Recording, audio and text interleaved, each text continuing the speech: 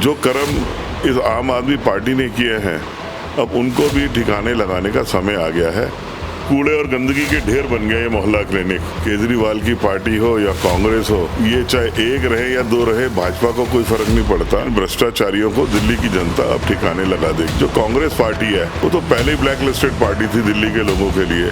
नमस्कार, मैं महेंद्र सिंह स्वागत करता हूं आपका एक्शन इंडिया लाइव में। जैसा कि लोकसभा 2024 के चुनाव संपन्न हुए हैं और भाजपा को दिल्ली में पिछली बार की तरह भारी बहुमत से विजय बनाया है और सातों सीटें पिछली बार की तरह इस बार भी बीजेपी के पाले में गिरी है। तो आज इसी चीज़ को लेकर हम कुछ खास बातचीत करेंगे मॉडल टाउन से पूर्व निगम पार्षद राज खुराना से।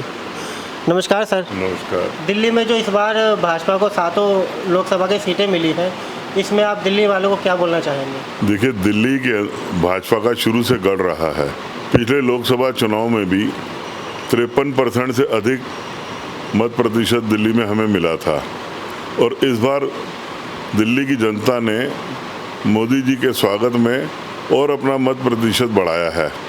इस बार 55% से अधिक मत प्रतिशत रहा है दिल्ली का और सभी चुनाव अच्छे वोटों से जीते हैं।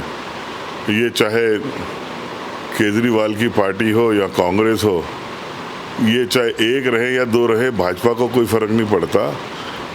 ये तो चुनाव मोदी जी का था, अगला चुनाव दिल्ली के लोगों का है।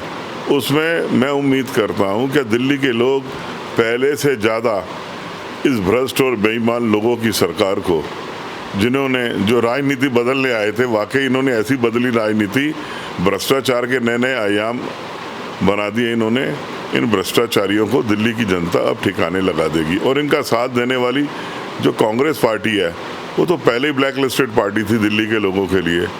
अब ये जो कर्म इस आम आदमी पार्टी ने किए हैं, अब उनको भी ठिकाने लगाने का समय आ गया है।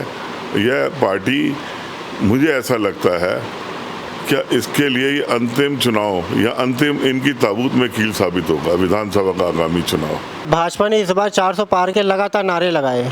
इस बार 272 तक का मतलब बहुमत का भी आंकड़ा तक छू नहीं पाई।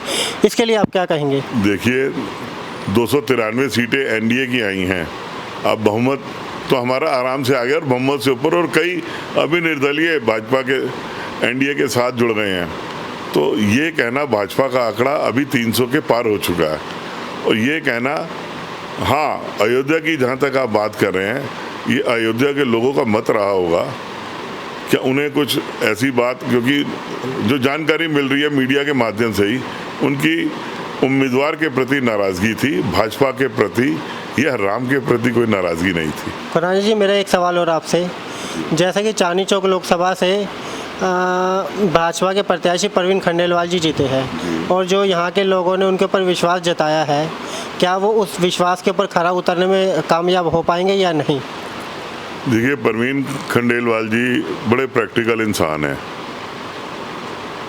मैं उनमें लीडर जैसा नहीं, एक आम व्यक्ति की तरह मैं उनको मानता हूँ, क्योंकि उन्होंने व्यापारियों के लिए इतना काम किया है और उसके अलावा आम व्यक्ति भी उनके पास चला गया तो हमेशा सहयोग वाला रवैया रहा उनका। हमेशा हर व्यक्ति के वो काम आए हैं और वो तो अपने भाषणों में भी कहते थे कि जैसे मेरे ताऊ जी या मेरे पिताजी अपना पटरी के ऊपर टेबल लगाकर या चौपाल के ऊपर बैठकर काम किया करते थे। तो वो बड़े प्रैक्टिकल इंसान है खंडेलवाल जी। वो अपेक्षाओं के ऊपर खरे तो उतरेंगे ही, लोगों को भी महसूस होगा कि हमें कोई सांसद मिला है। बहुत बढ़िया किस्म के इंसान है और जबान के पक्के आदमी है। उनकी जो सबसे बड़ी खासियत है वो अपनी जबान के पक्के हैं। खुराना जी, मेरा एक सवाल और आपसे। जैसा कि मॉडल टाउन विधानसभा में इस टाइम केंद्र सरकार का एक भी हॉस्पिटल नहीं है, जिसकी वजह से लोगों को दूर दराज जाना पड़ता है और लोगों को काफ़ी परेशानी हो रही है। इस बारे में आपका क्या कहना है? देखिए, दिल्ली में केंद्र सरकार द्वारा संचालित अनेक हॉस्पिटल हैं। हाँ, ये बात ठीक है कि मॉडल टाउन विधानसभा क्षेत्र बहुत बड़ा क्षेत्र है। इस पूरे क्षेत्र के अंदर एक भी ना तो निगम का, ना दिल्ली सरकार का और ना ही केंद्र सरकार का कोई अस्पताल है।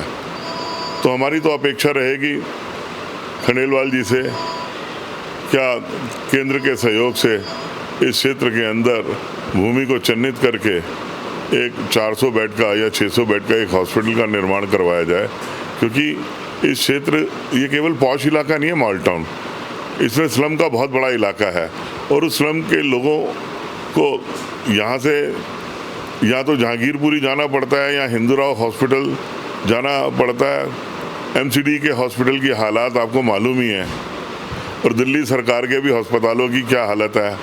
मोहल्ला क्लिनिक इंसानों के लिए तो रहे नहीं, आप अभी भी जाकर देख लीजिए शनि मंदिर के बराबर में है, वहाँ जानवर घूम रहे होते हैं, कूड़े और गंदगी के ढेर बन गए ये मोहल्ला क्लिनिक। ये थे हमारे साथ मॉडल टाउन से पूर्व निगम पार्षद सिविल लाइन जोन से पूर्व चेयरमैन राज खुराना।